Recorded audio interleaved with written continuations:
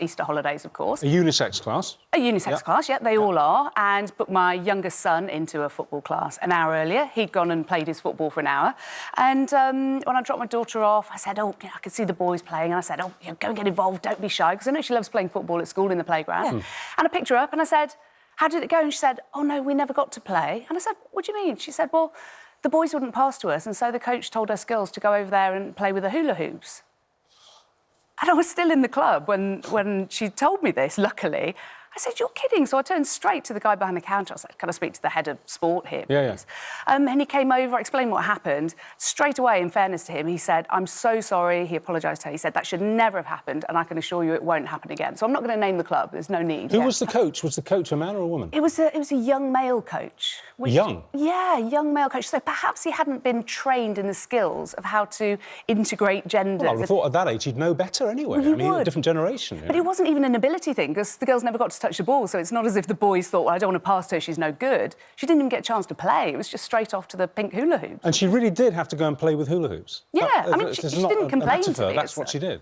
No, she literally played with hula hoops for the whole hour. Now, you can't... I know you're here to say that boys and girls shouldn't be playing sport together, and we'll develop that theme in a second, but you can't think that's right. What happened? Look, it's a great story. It's certainly not right. God knows what happened to the teacher or the coach. But look, if you want to feel sorry for somebody in primary schools, stop feeling sorry for the girls, start feeling sorry for the boys. The girls outperform the boys in every area of primary school life. It's the boys who are marginalised, who are downtrodden. And so, yes, it's a ridiculous story. But hold on, are you talking about from an academic perspective, not a sporting perspective? No, not from a sporting perspective. But look, the one thing about primary schools particularly is that they're dominated by women. 90% of the teachers are women. In many primary schools, you're more likely to see a polar bear walking across the playground than a male teacher. The boys are the ones who are marginalised. So we have got a concern, but if you want to worry about something at 6:30... Hold on, you can't say, let's punish girls when it comes to a sporting aspect. No, I'm not saying that. What I'm saying is that... Because they don't get treated... I'm not saying that at all. Look, I taught thousands of girls. You go and ask my ex-pupils and you just find out what you get another different impression. Look, of course you look after the girls. What I'm saying, if you want to worry about anything in primary schools, that's a one-off incident we're talking about. It's the boys... No, it's a one-off incident. It's not. Because my Twitter feed, it's really you say it's not, because I've taught for 35 years. Yeah. OK, it's a long time. I've never come across an incident like that. What I have come across in primary school, and they're great, lots of Hermione Grangers, very confident, very precocious girls. Girls are a great success story, but we spend all our time worrying about the girls, not worrying about the boys. If you're a headmaster for 35 years in primary schools, and you just said that boys get the rough end of the stick because most of the teachers are women, and that meant you were presiding over a system that you yourself would say was unfair and sexist. Funnily enough, how did you sort it out? So funnily enough, I was a head teacher in an all-boys school, and of course you don't get those sorts of problems in boys' schools and in girls' schools. So maybe an answer is to have girls' schools and boys' schools. But look, I think in my school, in my primary school, the children used to run into the school. They used to break the door down to get in. So the atmosphere was great. And of course this is a crazy situation. Of course girls need to be given equal rights on the football field as boys. Of course they do. You don't think that they should be playing the same game together, do you? Look, what I've been saying is that once children get into the junior age, I'm really talking post-7, we don't want rugby scrums with girls and boys mixed in because it's dangerous to girls. It puts girls off sport, by the way. It puts girls off sport. Nobody's saying they have to play together. My kids went to a mixed school, and I can still... It's an image that's been in my head for many, many years. There's a fantastic girl who's about 9 years old called Taryn, and she was the best footballer in the year. And that's not a problem, is it? No problem at all. And she could out-tackle any boy, and she was the designated penalty taker. And there were lots of girls on the team, and it was a mixed team, and it worked fine. Now, I can see your point, maybe as you move into teens and a physicality issue begins to develop, but certainly at the age of your daughter. Yeah, this was 7. Exactly. This was 7 as you never got to touch a ball, so this isn't about they were more physical than her. This is about making girls feel included. We've got a real issue with girls not playing sport. It's leading to an obesity crisis. 22,000 primary school kids are leaving primary school every year. Do you think severely obese, not just obese, severely obese. Do you think there should be a cut-off point, just to meet him maybe halfway, where it is no longer appropriate in terms of their mutual abilities, in terms of strength, for boys and girls to play football together? Well, the limit is now 18, but that's only... You look at the Football Association guidelines, that's what they say, that it's fine up to the age of 18. Exactly, and there is no limit in Denmark and other countries. It's 17, 19. That's not the point. Nobody's forcing kids to play together. They're usually girls' teams and boys' teams, and they're quite happy that way because they feel included. But the better better girls, certainly when you look at the top talents that England have produced, they've played with boys till a certain age. They've been able to physically, and in terms of the talent as well, that helps them. And also it helps in terms of the respect from the boys. But nobody's saying the girls without the confidence and without skills should be playing with bigger, stronger boys. Nobody's saying that. Have you taken your daughter back to this club? No, it was only a couple of days ago, literally. Oh, okay. But will you? will do. Will you? Oh, absolutely, yeah. And we'll be having a pep talk with both her and the coach next time. And you don't think it'll happen again? Oh, well, it certainly won't be happening again.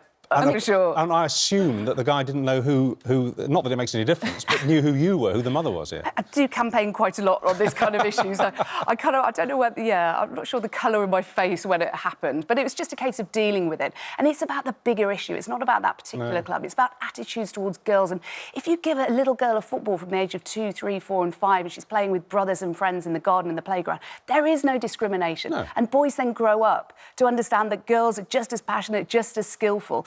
Little boys aren't born into the world to think that girls are less talented And Chris, at isn't anything. that part of the problem? Your attitude from that point of view is fueling that kind of discrimination. I sound like an old fogey, don't I? An old You do a bit, actually. I know I do. But I do. But let me get this clear. You talk about inclusion. It's the boys who are being excluded in our educational system. It's the boys who are being marginalised. It's the boys who then go into secondary school and join the gangs, and they've got lots of problems there. So I'm speaking up for the boys, not to be against. Because my own daughter played football. That is, an issue in itself. But they're part of the If we same look thing. at the sporting thing, and if we look at the girls having equal opportunities and being encouraged, which is, is a vital thing, and part of that, isn't it, is thinking, well, actually, I can do things the same as boys can do. I would never say that girls shouldn't be given equal opportunities. Never say that. So we're not even. You don't think that they should be playing with the boys, though? What I'm saying is that if you've got a rugby scrum and you've got children who are quite physically strong, a lot of girls won't play football or won't play rugby. It puts girls off. Girls off. But you made a very strong implication in your opening remarks here that primary school teachers who are women are de facto discriminating against boy pupils in the class. And I can imagine a lot of women teachers getting ready to go to work now will be simmering with anger. That's unfair, because what I'm saying... OK, I think it's unfair. And I think it's a Rita Skeeter argument you're putting forward, and Rita Skeeter's very important in this. She's a pushy young girl teacher, or reporter. Look, we need to treat girls... I don't get the point. Rita Skeeter is Harry Potter, by the way. It's the question. Thank you for patronising me as well. That's okay. You're putting words into my mouth. No, I'm sorry, you said that boys were... Sorry, you did say it. No, stop. You said... I'm not having this. You said, and to be compared to Rita Skeeter is absurd, and I do know who Rita Skeeter is, by the way. You said quite clearly that boys are at a disadvantage because there is a majority of female teachers in primary schools. That's what you said. Justify. I said that boys need role models, male role models, and they are at a disadvantage. No, I'm sorry. They are at a disadvantage. You're not getting away with it. You said that boys were at a disadvantage in primary school because the majority of teachers are female. Justify that comment. OK, I think that it's better for boys need role models, male role models, as well as female role models. They need the two. So having 90% females and 10% males is, I think, an unsatisfactory... And you're saying that female primary together. teachers are incapable of treating their mixed class equally, are you? What I'm saying is that we need more male role models in society leading all our young people. Girls need the male role models. You're generalising a specific point. You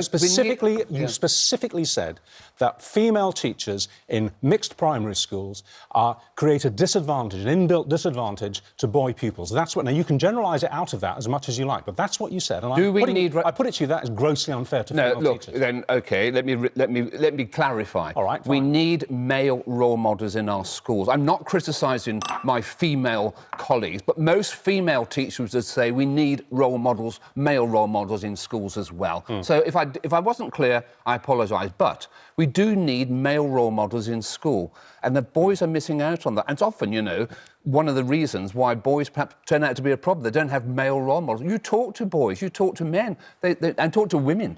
Generally, they will say, yeah, we need more males in school. Look, is it satisfactory where the profession, particularly in primary schools, is so skewed towards female? But it is what it is, and women teachers, I'm sure, do their best. And I remember being in a mixed school, and most of my teachers are women, and I don't feel remotely disadvantaged by that fact at all. You cannot deny there's a major problem with girls not playing sport and staying in sport and being able to feel that they are sporty and healthy and happy. Only 8% of secondary school girls are getting the recommended amount of daily activity. Of course, that's very important. 8%.